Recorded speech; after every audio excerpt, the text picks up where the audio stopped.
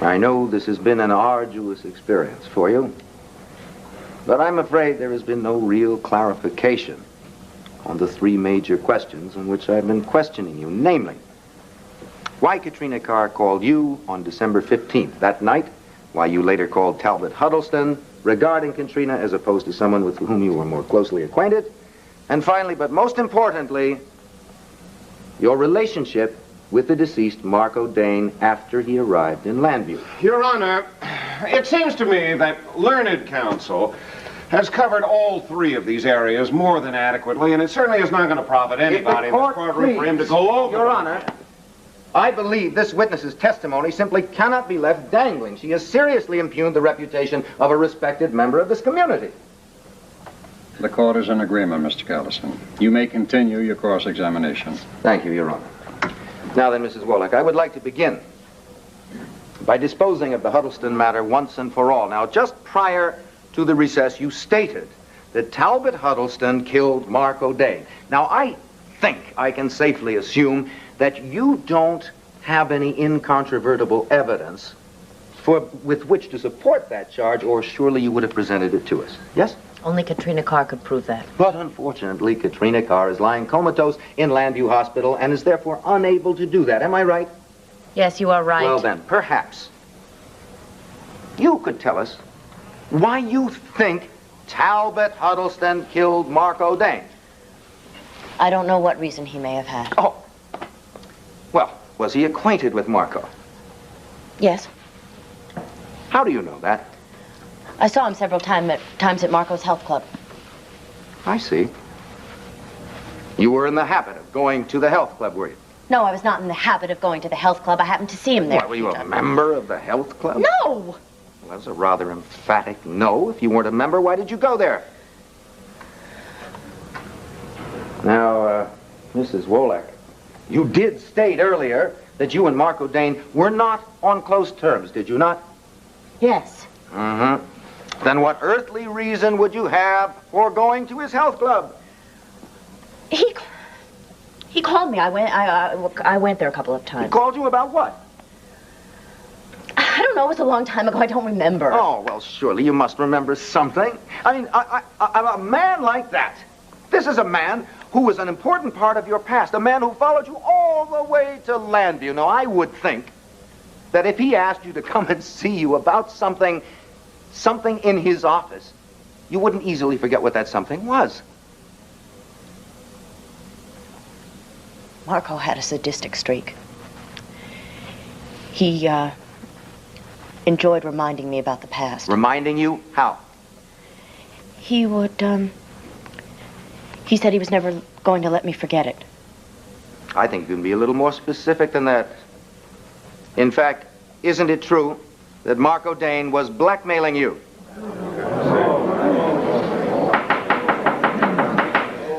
No. I must remind you that you are under oath, Mrs. Wolek. Now, can you swear before this court that after you got married to Dr. Wolek, Marco Dane never once threatened you, never once threatened to go to your husband and tell him about your past? All right, yes, he threatened to go to my husband. And how did you respond to those threats? I begged... Excuse me. I begged him not to go to Larry. No. Did you pay him to keep quiet? No, I did not pay him. I didn't have the financial means to pay him. And how did he respond to the fact that you refused to be blackmailed by him? He was very angry, but he never did go to my husband. Oh, in other words, he took pity on you, and out of the goodness of his heart, he left you off the hook. I don't know what was going on in his mind. I just know that he didn't go to my husband. Well, I beg to differ with you, Mrs. Wolek, but the state finds it difficult to believe that a man like Marco Dane, a man who came to Landview with the express purpose of getting even with someone, would suddenly find it in his heart to let that someone off the hook. As a matter of fact, I believe a man like Marco Dane would find a way to put that person on the hook, so to speak. Now, Mrs. Wolek, did you ever have occasion to meet with Marco Dane at places other than the health club? I told you before I saw him. Several times he came into Tony's place. Uh-huh. Any other places? Well, yes, I may have seen him walking downtown on the street. What about the Wallington Hotel? What? Oh, God, I can't watch this. Easy. Did you ever have occasion to meet Marco Dane there? I don't really know. You don't really know. When it suits you, Mrs. Wolek, there's a great deal that you don't really know. Objection, Your Honor. Objection sustained. Will you get on with it, Counselor? Very well, Your Honor, I will get on with it because I, too, believe that it's time the truth came out as to why this witness took the stand in the first place. Now then, Mrs. Wolek, you mentioned earlier that when you were looking for Katrina Carr, you first tried to reach her at her hotel. Is that right? Yes, that's right. What was the name of that hotel? The Wallington. We didn't hear you. What was that name? Would you speak up, please? The Wallington Hotel. Thank you. Now, I have here a police emergency report dated February 17, 1978. This report states that on said night, you were the victim of an assault in the alleyway behind the Riverette Bar. Do you recall that incident? Yes, I do. The report goes on to say that you stated it was an attempted rape. Yet when the police wished to question you further in order to pursue this matter, you told them that you simply wanted to drop the whole thing. Is that correct? Yes, that is correct. Why, Mrs. Wolek? Didn't you want to see justice done? Yes, I wanted to see justice done. It was a very traumatic experience for me. I wanted to forget all about it. Well, I'm sure it was a very traumatic experience. But was it really an attempted rape? You've got the police report right there. Yes. Yes, indeed I do.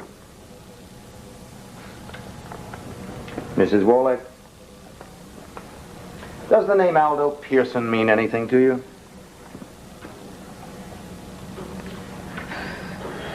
You obviously know that it does. And what about the following names? Roy Gladstone, Joel Diamond, Slim Jenkins, Bob Williams. You needn't go on, Mr. Callison. You have been acquainted with all of these men, haven't you? You obviously know that I have. I don't see why you have any reason to ask. I have a reason to ask because I believe the court and the jury has the right to know why you felt compelled to take the stand in defense of Victoria Riley and what your real relationship was with Marco Dane. Now, I could go on and on and on and on asking you questions, Mrs. Wolek, but it would make it a lot easier for everybody concerned if you would stop lying to this court. I am not lying. I came here to see justice done. Vicky Riley didn't kill anybody. Why can't you understand that? The innocence or guilt of Mrs. Riley will be determined by this jury, but not until they have been given all the facts. Now, isn't it a fact that there was a great deal more to your relationship with Marco Dane than you have admitted? Yes, yes, yes, yes, yes! All right, Mrs. Wolek. Will you now tell the court what that relationship was and what it had to do with Mrs. Riley, or shall I do it?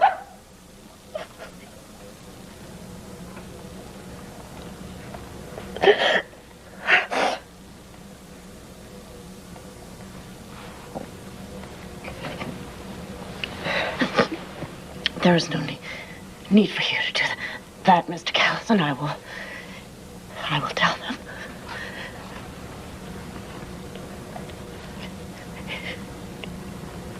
It is true.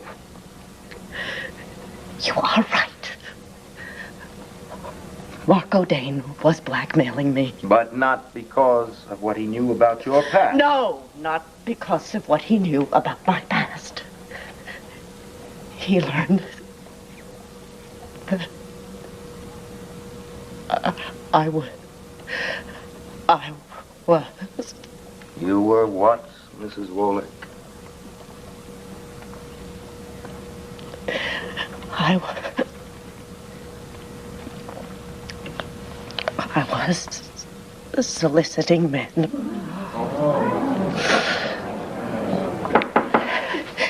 You see, when I came to Landview, I was very lonely and very frightened.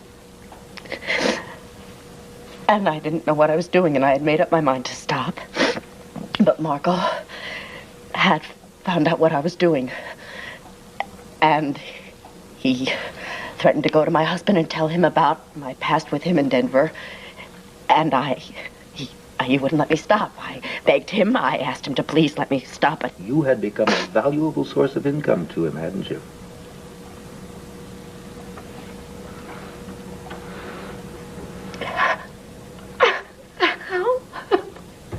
How much more do you want, Mr. Callison?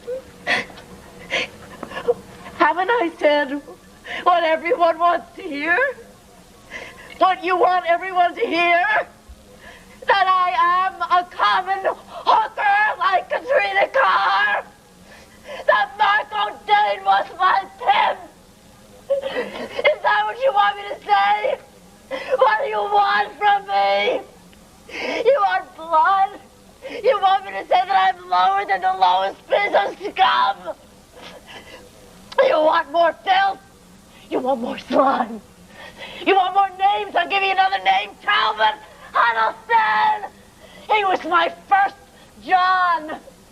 He was the first in a string of so many men I don't even remember their names. No! No! Are you satisfied?